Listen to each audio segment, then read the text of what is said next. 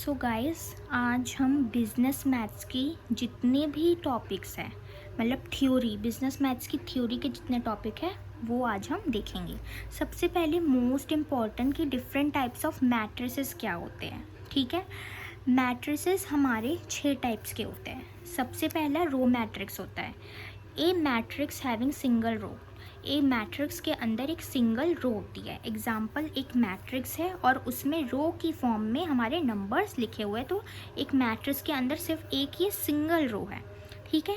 अब column matrix, ए matrix having single column, जिस matrix के अंदर एक कॉलम है, इसके अंदर एक कॉलम है। एग्जाम्पल ABC, ऐसे कॉलम, कॉलम हमारा ऐसे होता है वर्टिकल और सिंगल रो हमारी हॉरिजॉन्टल होती है। ठीक है।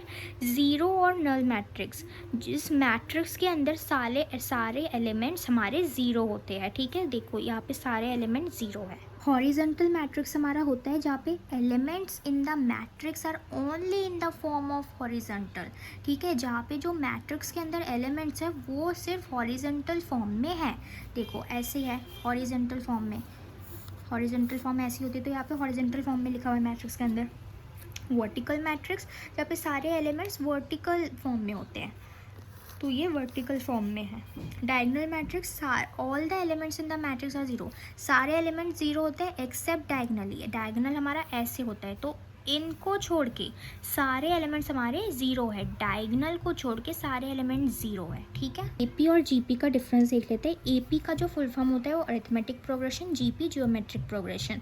एपी की कॉमन टर्म, हमारा कॉमन डिफरेंस हमें निकालना होता है। जीपी में हमें कॉमन रेशियो निकालना होता है, आर निकालना होता है। इसमें डी, इसमें आर। एपी की definition, sequence in which each term is obtained by adding a fixed number two previous term. ठीक है, एपी में क्या होता है कि वो सीक्वेंस होती है जहाँ पे हम हर एक टर्म हमें जो मिलती है वो हम फिक्स्ड नंबर को ऐड करते हैं प्रीवियस टर्म से। ठीक है, जैसे आप देख सकते हो A+D, A+2D, A+3D ऐसे। देन जीपी क्या होता है, ये वो सीक्वेंस होती है जहाँ पे हर एक term, a sequence in which each term is obtain, हर एक टर्म हमें मिलती है by multiplying the previous term. हम पिछले वाले टर्म को मल्टीप्लाई करते हैं फिक्स नंबर से। इसमें हम क्या करते हैं, इसमें हम ऐड कर रहे थे, इसमें मल्टीप्लाई करते हैं प्रीवियस नंबर से। एपी की general form A+D, A+2D, A+3D ऐसी होती है। जीपी की AR AR क्यूब। ठीक है। एपी की nth टर्म का फॉर्मूला ये होता है Tn is equal to A+n-1D, यहाँ पे An भी हो सकता है। जीपी का formula Tn is equal to AR और उसका जो अपॉन n-1। ठीक है। एपी का एग्जाम्पल 2, 4, 6, 8, 10, तो डी हमारा 2 हो जाएगा 4, तो 4 - 2 हमारा 2 आ गया। जैसे हमने देखा कि हम हर एक टर्म को ऐड करते हैं, 2, 2 + 2 4, 4 + 2 6 आ गया हमारा। तो ऐसे, और हमारा डी कैसे मिलता है, हमारा मिलता है A1 - A से, A1 - A से, A2 - A1 से, तो हमारा डी मिलता है। हमें माइनस करते होता है जब डी मिलता है। अब आर हमारा कैसे मिलेगा, इसमें हम डिवाइड कर देते हैं। ठीक है, 6/3 हमारा 2 आ गया। ठीक है, तो ऐसे 12/6 करोगे R2 आ जाएगा। अब एपी का नेचर ऑफ चेंज, यानी कि टर्म्स इंक्रीज और डिक्रीज होती है बाय प्लस या माइनस, इसमें प्लस माइनस करते हैं। जीपी में टर्म डिक्रीज और इंक्रीज होती है मल्टीप्लाई या डिवीजन से। एपी का ग्राफ एक स्ट्रेट लाइन होता है। ठीक है, और जीपी एक कर्व बनाता है। तो ये हमारा एपी और जीपी का डिफरेंस बिटवीन था। पीएमआई देख लेते हैं। पीएमआई का मतलब होता है प्रिंसिपल ऑफ मैथमेटिकल इंडक्शन, जो मोस्टली 10 मार्क्स का आ जाता है पेपर में। थ्योरी बहुत कम आने के चांसेस रहते हैं, बट फिर भी ये एक मेथड होता है। ठीक है, जिसमें हम स्टेटमेंट्स को प्रूव करते हैं, फॉर्मूलाज को प्रूव करते हैं कि वो ट्रू है सारे नेचुरल नंबर के लिए या नहीं। अगर फर्स्ट वन गिर जाता है और every next one follows, then all will fall. ठीक है, अगर पहला वाला नंबर ही फॉल कर जाता है, गिर जाता है, तो सारे के आगे नंबर गिर जाएंगे। ठीक है, इसके स्टेप होते हैं। हमें सबसे पहले स्टेप 1 में प्रूव करना होता है P को 1 लेना होता है, LHS equal to RHS। Then P को K लेना होता है। ठीक है, फिर इसको प्रूव करना होता है। फिर हमें K+1 रहना, बस n की जगह हम K+1 K1 ऐसे रखते जाते हैं और प्रूव करते हैं। जैसे कि एग्जाम्पल प्रूव करना है इसको 1 + 2 + 3 और +n और n+1 2 को। ठीक है, तो इसका बेस केस क्या हुआ, हमने पहले 1 रखा, LHS हमारा 1, LHS 1। ठीक है, RHS 1, n की जगह 1, n की जगह 1, 1 + 1 2, तो ये हमारा 1 आ गया। तो है hence LHS equal to RHS proved. अब अज्यूम करो कि हमने n की जगह k रखा, तो ऐसे यहाँ पे n था तो हमने k रख दिया, n की जगह k, n की जगह ऐसे हमने कर दिया। हेंस प्रूफ थर्ड में अब k + 1 रखना है, 1 + 2 + 3, तो k रखा, फिर k + 1 जो यहाँ का k था वो, and then k + 1, then k + 1 2 upon में 2 और प्लस k + 1, इसको पूरा रख दो और इसके आगे बस k + 1 लगा दो। ठीक है, अब सिंप्लीफाई कर दो LHS इक्वल टू RHS को। ठीक है, और उसके बाद सेम फार्मूला हमारा लग गया और हमने प्रूव कर दिया। बस 3 स्टेप होते हैं वो हमें करने होते हैं। अब ये इंपॉर्टेंट क्वेश्चन है, मैट्रिक्स का ही है। मैंने डायगोनल मैट्रिक्स जैसे बताया कि स्क्वायर मैट्रिक्स होता है और सारे एलिमेंट्स 0 होते हैं एक्सेप्ट डायगोनल एलिमेंट्स को, जो हमारे ऐसे जाता है, जो elements top left to bottom right होते हैं, यानी कि top left to bottom right, top का लेफ्ट और बॉटम का राइट। ठीक है, तो वो मेन डायगोनल होते हैं और वो नॉन ज़ीरो होते हैं। ठीक है, 1 2 3, तो ये ज़ीरो नहीं होंगे, बाकी सारे हमारे ज़ीरो होंगे। मस्ट बी स्क्वायर मैट्रिक्स होनी चाहिए। नॉन डायगोनल पोजीशन हमारी ज़ीरो रहते हैं, जो डायगोनल नहीं होते वो ज़ीरो होते हैं। डायगोनल एलिमेंट्स में भी ज़ीरो और नॉन ज़ीरो, जो डायगोनल एलिमेंट्स है वो ज़ीरो भी हो सकते हैं, नॉन ज़ीरो भी हो सकते हैं। ठीक है, तो ये डायगोनल है, इसमें सिर्फ नंबर है, बाकी जो एलिमेंट्स है वो हमारे ज़ीरो है। नाउ ट्राइंगुलर मैट्रिक्स होता है, ये एक स्क्वायर मैट्रिक्स होता है जहाँ पे सारे एलिमेंट्स इधर अबव और below the main diagonal are zero, ऊपर या नीचे जो मेन डायगोनल ज़ीरो होते हैं। ठीक है, 2 टाइप्स होते हैं, upper triangular matrix, lower triangular matrix. Upper triangular matrix, upper की बात हो रही है तो बिलो मान लो, लोअर की बात हो रही है तो अपर अबव मान लो। ठीक है, तो अपर में all elements below the diagonal are zero. ठीक है, सारे एलिमेंट्स हमारे बिलो द डायगोनल ज़ीरो होते हैं। जैसे देखो, ये नीचे हमारे ज़ीरो होते हैं। ठीक है, ये इन सब में रहेंगे और सिर्फ ये जो है ये ज़ीरो रहेगा, इसका उल्टा जाएगा, यहाँ पे ज़ीरो होगा। Lower triangle all elements above the diagonal are zero, तो ऐसे होगा। और हमेशा एक स्क्वायर मैट्रिक्स होता है, या तो अपर या तो लोअर पोर्शन फुल्ली ज़ीरो होते हैं। ठीक है, स्केलर मैट्रिक्स का होते हैं special type of diagonal matrix होता है जहाँ पे सारे डायगोनल एलिमेंट्स इक्वल होते हैं। ठीक है, हमेशा एक डायगोनल मैट्रिक्स होता है scalar matrix, all diagonal values are the same constant, जो डायगोनल वैल्यूज़ हमारी रहती है डायगोनल में जो जाते हैं उसकी वैल्यूज सेम होती है। तो every scalar matrix is diagonal, her scalar matrix diagonal है, लेकिन हर डायगोनल मैट्रिक्स स्केलर मैट्रिक्स नहीं हो सकता। एग्जाम्पल देखिए, डायगोनली जा रहा है, उसमें क्या था डायगोनल मैट्रिक्स में कि अलग अलग वैल्यूज़ थी, स्केलर में क्या है कि सेम वैल्यूज़ और सारे एलिमेंट ज़ीरो है। अब कंज्यूमर एंड प्रोड्यूसर सरप्लस देख लेते हैं क्या होता है। Consumer surplus basically difference between होता है जो एक कंज्यूमर पे करना चाहता है, जो वो मतलब सोच के रखता है मुझे तो इससे ख़रीदने के लिए इतना ही पे करना पड़ेगा फॉर अ गुड, एक चीज़ के लिए, लेकिन वो एक्चुअली जो अमाउंट पे करता है, ठीक है, जितना उसने सोचा था पे करने के लिए और जितना वो पे कर रहा है एक्चुअल में, उसके बीच का डिफरेंस। ठीक है, ये रिप्रेजेंट करता है जो एक्स्ट्रा बेनिफिट या सेटिस्फैक्शन कंज्यूमर को मिलता है जब वो कोई प्रोडक्ट परचेज करता है मार्केट प्राइस से कम दाम में। ठीक है, एग्जाम्पल, अगर एक कंज्यूमर को लगता है कि उसे 100 रुपये मिले, 100 रुपये देने होंगे चॉकलेट बॉक्स के लिए, लेकिन उसे वो चीज़ 70 रुपये की मिल जाती है, तो यानी कि कंज्यूमर को फ़ायदा हो रहा है 30 रुपये का। उसने सोचा नहीं था कि वो 70 रुपये में मिल जाएगा, लेकिन वो 70 रुपये का मिल गया। ठीक है, प्रोड्यूसर सरप्लस वही होता है, डिफरेंस बिटवीन जो एक price a producer actually receives for a good, जो एक एक्चुअल प्राइस प्रोड्यूसर को मिलता है, and the minimum price they are willing to accept. Producer सोचता है कि मैं कम दाम में इतना शायद बिकेगा ये माल, ठीक है, लेकिन उसको मार्केट प्राइस उसका ज़्यादा होता है तो उसे ज़्यादा मिल जाता है। कंज्यूमर क्या सोच रहे हैं, मुझे ज़्यादा दे के इसको ख़रीदना होगा। प्रोड्यूसर सोचता है कि मुझे कम में पैसे लेने होंगे और इसे बेचना होगा, लेकिन नहीं, प्रोड्यूसर फिर क्या होता है कि जो मार्केट प्राइस होता है, ठीक है, उस पे ही वो सामान बिकता है और वो ज़्यादा होता है तो उसे वो एडिशनल बेनिफिट मिलता है।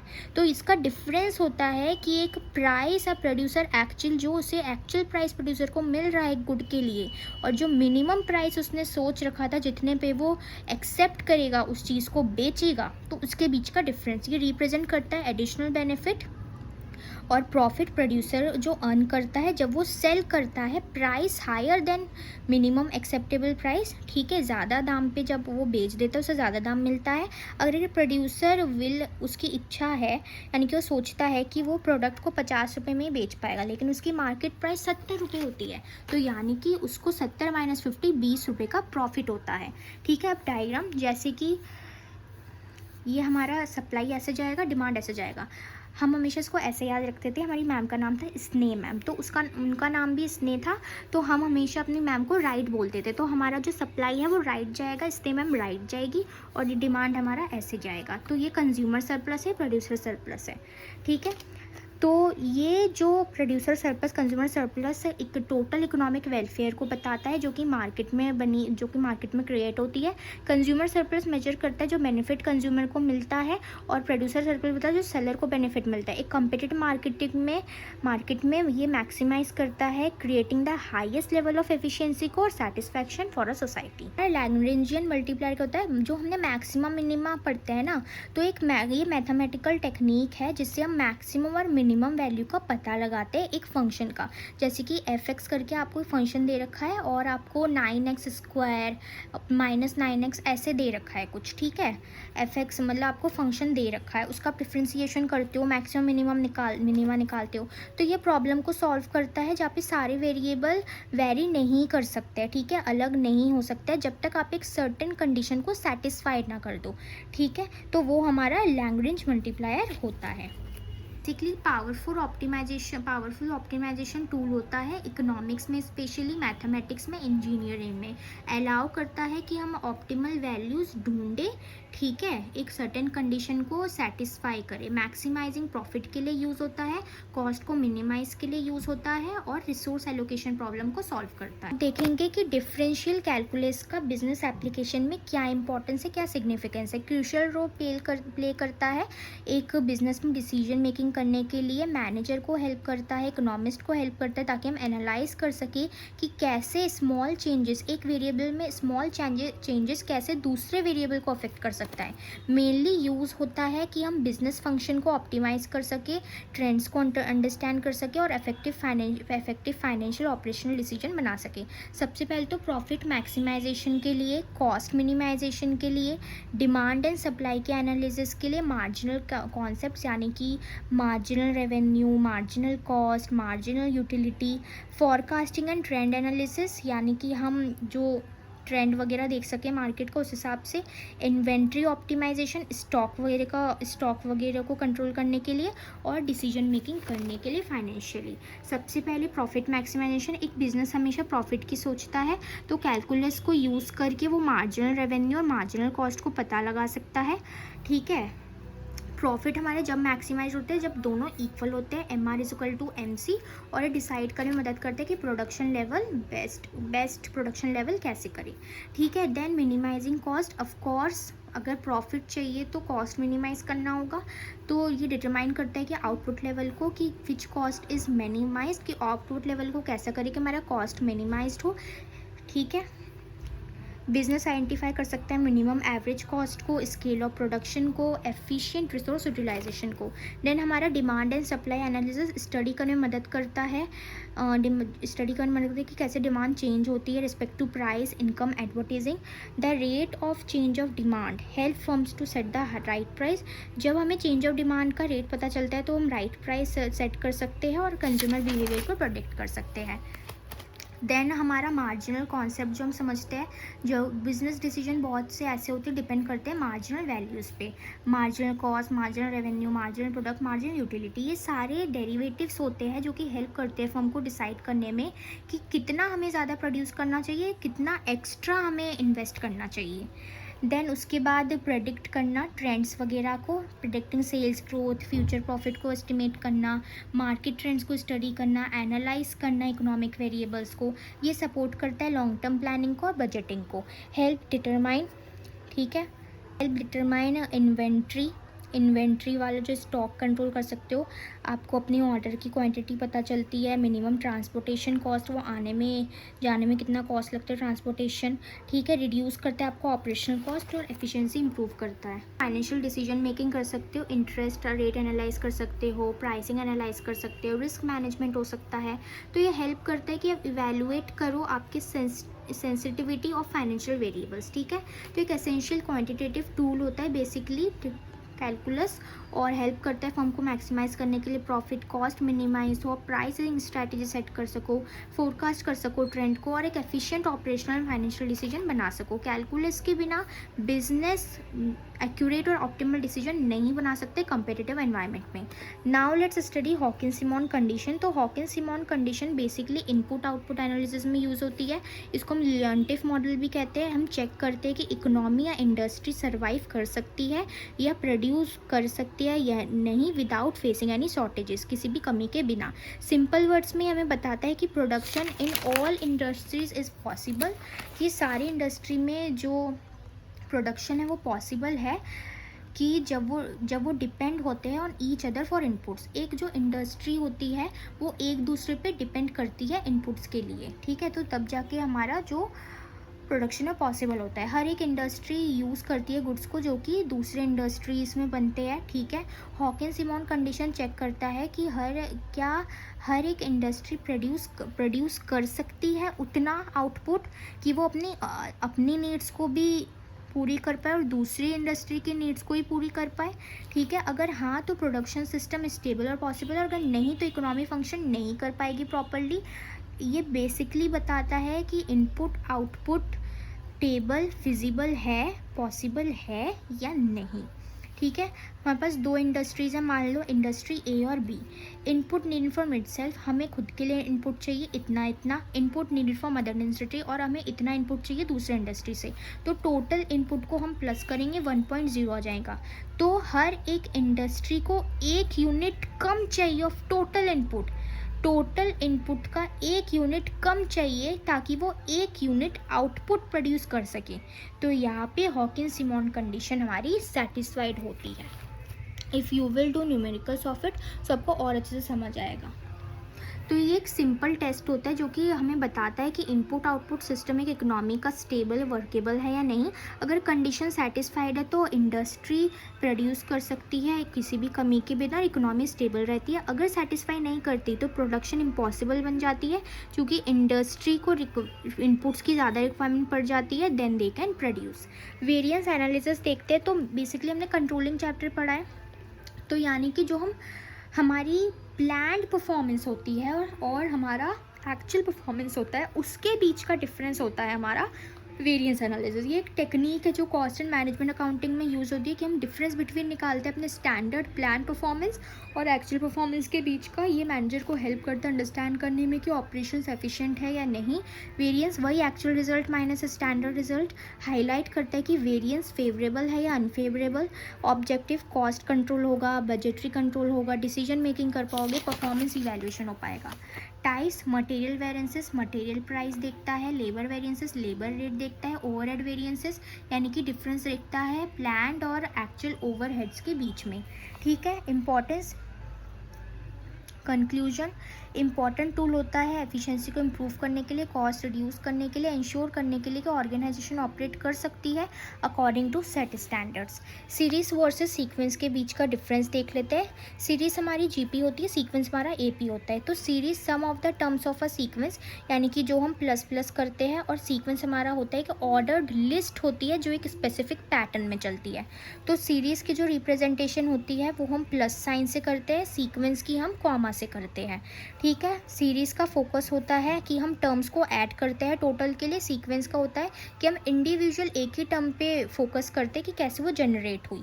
सीरीज़ के टाइप्स होते हैं arithmetic series, geometric series. Sequence के टाइप्स होते हैं अरिथमेटिक सीक्वेंस, जियोमेट्रिक सीक्वेंस। और सीरीज़ हमारी जो यूज़ होती है use to calculate total value निकालने के लिए। सीक्वेंस यूज़ होती है मैथ्स में ताकि मैं स्टडी कर सके पैटर्न्स को, प्रोग्रेशन ऑफ नंबर्स को।